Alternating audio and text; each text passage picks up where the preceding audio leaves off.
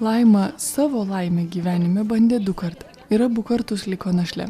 Patyrė visko, nepriteklių, girto vyro pykčio priepuolių, bet kas kart vis atsitiesdavo. Dėl vaikų.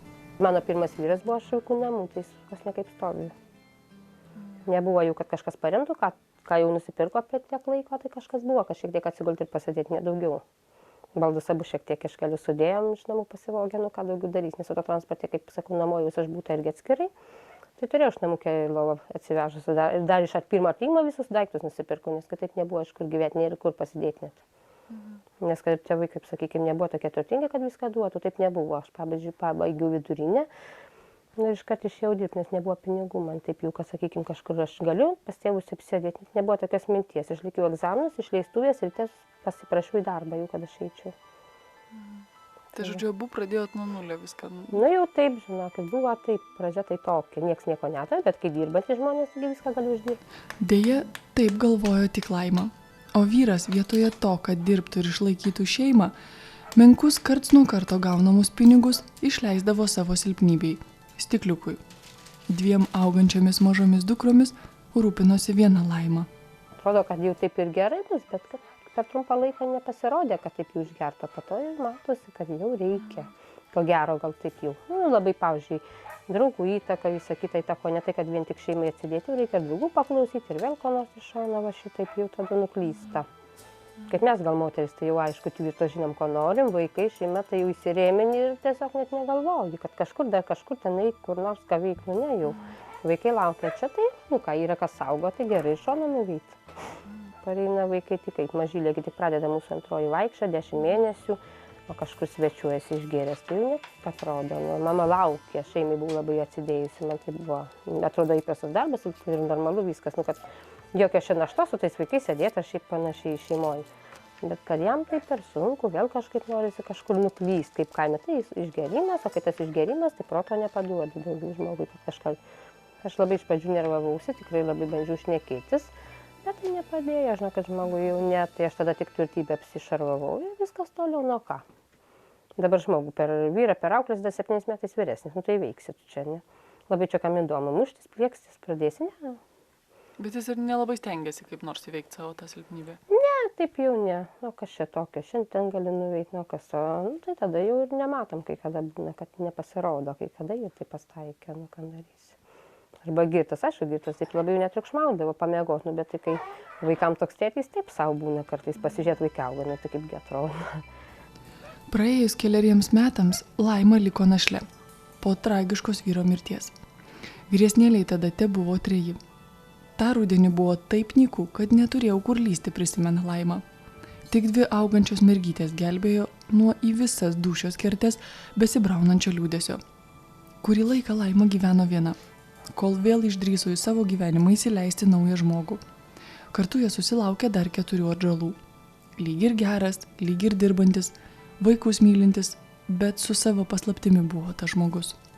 Paskui pasisakė, kad invalidumą tik tai turi, net buvo negalės stuburą, vėl kokių ligų, bet taip jis kad nesakydavo, ateidavo pas žmonės jo labai prašyti, darbštus, žodžiu, padėti, medelių sodinti, atskirdavo mėšlo vežti, visur kaime darbų jau. Tai darbininkas geras buvo. Nes dirbdavo tikrai, būdavo, kad ir šiek tiek, kai kada ir pasigeria, taigi ne visi šventieji, kad jau ten niekad nieko tokio idealo, tai nebuvo. Bet buvo stiprus, aukštas, taip sakykime, sustaupėm ir mašiną gerą nusipirkom ir buvom laimingi važiuoti, visą kitą, bet paskui jau, kai jau pradėjo legalysti, kad jau operuotis kažką ten pasiūlė, jis man tiesiog net nesakė, išvažiavo vienas, manęs nepriima, jis nesako, žinau, kad aš labai nežinojau net pas gydytojus, kad jam reikia operuotis, tai šiek tiek tik tai, trumpam, o paskui jau tik iš pačių gydytojų, ką nors, jeigu tik nugirsti, jis jau neslėpdavo žodžiu, jis vaizdavo, kad labai stipras, visą laiką jau bus taip gerai šeimai, bet taip pasirodo ne visada būna taip. Ir pradėjo taip, kaip sakyti, iš pradžių kažkaip, atrodo, pervargo vieną dieną, labai daug sodino, labai daug dirbo medelių, daug apsodino mišką padėjo ir kažkaip taip nekilo, kažkaip čia pavargęs kažkas ir taip jau pradėjo, ar tai su stuburu, su kom, kažkaip pradėjo kojas, kaip ir atsakyti, sakom, gal pervargo, sušlapo, ištisai tokia diena bjauri. Ir prasidėjo kažkaip, nesuprantu aš net, bet jis pas gydytojus neėjo, ką sako, manau, ko niekas šiandien įdės, jis tiesiog nesikreipė, tiesiog atsisakęs gydymo, tai nepriversi žmogaus. Per keletą mėnesių vyras visai nusilpo. Laima kartu su vaikais slaugė jį ir kai galų gale nebepaisydama jo prieštaravimų iškvietė greitąją, medikai nieko guodžiančio nepasakė. Netrukus vyras užgeso. Kartu jie buvo pragyvenę 10 metų. Laima antrą kartą liko našle. Tik šį kartą jau su 6 vaikais. Po laidotuvių net nei vienos nakties nebemiegojom. Viskas pas mamą išėjom, tiesiog vien mirtys ir vaikam baisu buvo, nebenorėjom. Buvo tam, kad sugėdėsinta šildymas ir buvo šalta kažkaip, ten jau mes tiesiog iškart pas mamą pabuvom ir tada mums jau ten persikėlėm truputėlį į Kušėnus į butą. Bet tas butas pasirodė mums per mažas, kiek mes per žiemą apšilom kojos, kol visai vasara atėjo, tada atėjom į kaimą pas mamą šiek tiek padirbėti, ten jau priaukę vaikai, kol pabuvo, apsisprendėm, kad grįžt, man svetimas dar miestas kažkaip ir dar mieste, nikaip jau tai. Ką gali mieste veikti, tik tai nežinau, su kaiminė plėpėti, kad ten darbų nėra ką veikti, tai o kaime tai vis bei tą nuveikti gali ir savo malonumą, ir ūkį šiokį tokį turėti, ir paspirtis būna dar šiokia tokia, ne tiek, kad vien tik tai darbuojasi ir nieko. Taip, kad jau tada mes pagal skelbimą apsikom šitą namelį ir pirkom. Šiame kukliame mažame namuke prieš 7 metus Laima su vaikais pradėjo kurti naują savo gyvenimą. Moteris darbšti, griebdavosi visų darbų, kad tik viena galėtų išlaikyti savo gausią šeimyną. Laima džiaugiasi, kad nepaisant visų nelaimių, vaikus jau užsiaugino gerus. Tikrai buvo kas veikti, ten namai apžėlė visur, tokių augalų nereikalingų, tai kiek įveikė mergaitės pačios rankom išrovė, dar mūsų vyrai tokie netidėlį buvo.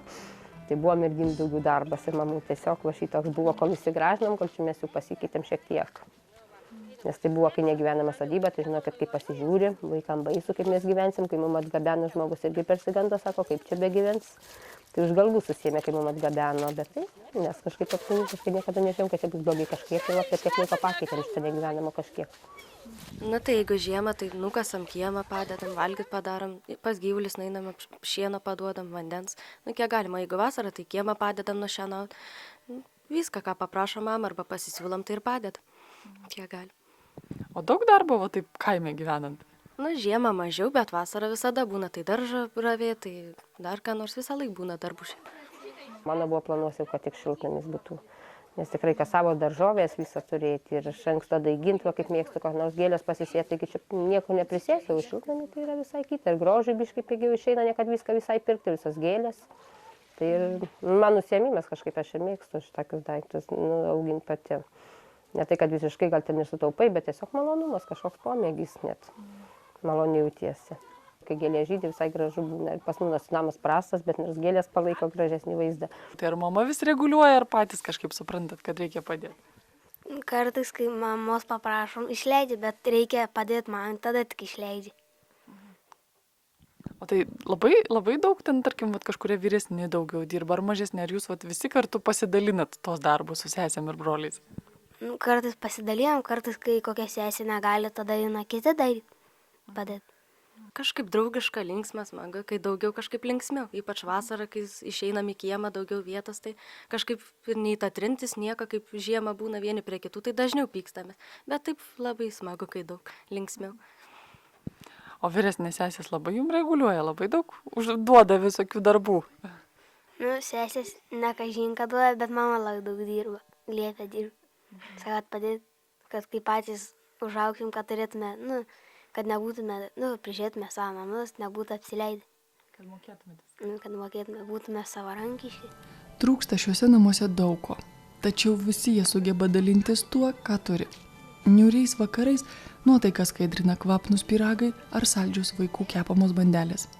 Taupyti Laima moka, išsiversti iš to, ką turi, irgi moka. O ašarus poniškas užsiėmimas, sako moteris. Nevilties, aš nežinau, man niekas nevaro. Jeigu labai jau tą dieną liūdna, tai sakau, netoli bažnyčia rožančius ir aš nuveinu ir pasimeldžiu, kai man būna blogai. Būna tikrai, bet kad labai nevilti, nežinau, taip, kad nėra atgalvot, kada.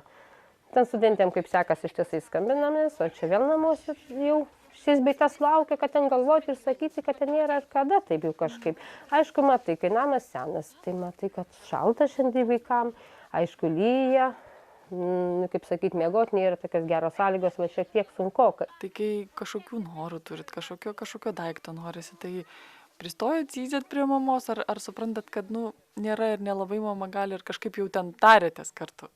Nu tai jeigu labai reikia paprašom, bet tai mama pasako, kad negali, tai suprantam, kad ne visada viskas išeina, jei galim palaukiam. Nu, paprasčiausiai tarėmės kaip kas ir viskas. O pavyzdžiui, ten kažkokios pramogos mokyklo ar ekskursijos, tai išleisdavo mama? Taip, dažniausiai, kada bebūdavo kokios ekskursijos, kiek tik gali, jinai visus išleidžia. Kas namuose ten, pavyzdžiui, pyragus kokius skenesnius kepa, sesės ar mama? Kepa ir mama, ir sesė šiaip. Bet dar kartais sesės padeda mamai iškep ką nors. O tai kieno skanesni išeina? Nežinau, kartais išeina sesės, kartais mamos išeina.